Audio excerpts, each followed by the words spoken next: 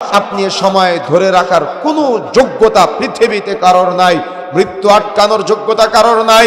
সুন্দর সুন্দর দেহের চামড়াগুলা একদিন সব ভাঁজ হয়ে যাবে, এভাবে সময় অতিবাহিত হতেই থাকবে। সম্ভব না। আপনি একবার অপরাধ করে ধরা পড়েছেন, এখন আপনি যতই চান না কেন, ইস আমি যদি আবার সময় পেতাম তাহলে আমি অপরাধ না করলেও তো পারতাম, কিন্তু আপনি কি ওই আপনার বদনামটা আর ঠিক করতে পারবেন? কথা বলেন না কেন? ওই যে সময়টা পার হয়েছে, ওই সময়টা আপনি আর ফিরিয়ে নিয়ে আসতে পারবেন? এজন্য আমার আপনার জীবনের প্রতিটি সেকেন্ড, প্রতিটি মুহূর্ত আমার আপনার জীবন থেকে প্রত্যেক মুহূর্ত অতিক্রম হয়ে যাচ্ছে, চলে যাচ্ছে। এই সময়টা কিন্তু আপনি আর ফিরে পাবো না। যারা মৃত্যুবরণ করে চলে গিয়েছে, দেখেন আমরা আমাদের বাবার নাম জানি, অনেকের দাদার নাম জানে না, অনেকেই জানে, কিন্তু দাদার বাবার নাম প্রায় 95% মানুষ জানে না। তাহলে তারা যে সময়টা অতিক্রম করেছে, বলেন তো আমাদের এই যে বর্তমান সময় আছি আমরা, আমাদের সন্তানরা আসবে, তাদের সন্তান আসবে, এই তাদের সন্তানরা আমাদের নাম আর মনে রাখবে না। এটাই বাস্তবতা। কেন? সময়ের বিবর্তন হয়ে যায়, সময় পরিবর্তন হয়ে যায়, এ সময় কাল যুগ এগুলা চলে যেতে থাকে।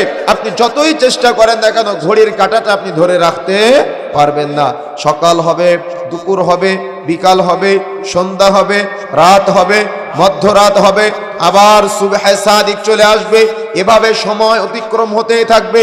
কখনো মায়ের পেটের মধ্যে রূহ আসবে, এই ভ্রূণের মধ্যে যখন রূহ চলে আসবে, কখনো ওই রূহ আর দেহ একসাথে হয়ে 10 মাস 10 দিন পরে মায়ের পেট থেকে দুনিয়াতে আসবে।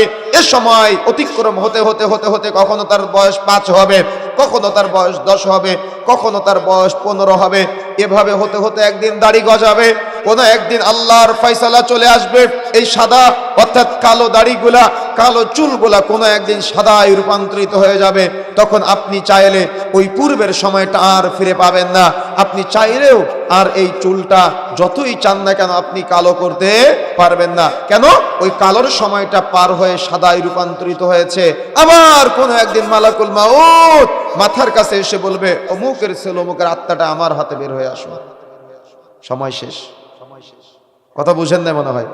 সময় শেষ, এটাই বাস্তবতা। আবার মালাকুল মাউত যখন আত্মাটা নিয়ে কবরের মধ্যে দিবে, কবরের এই জীবনটা পার হয়ে ইল্লিন বা সিজ্জিনের জগতে চলে যাবে।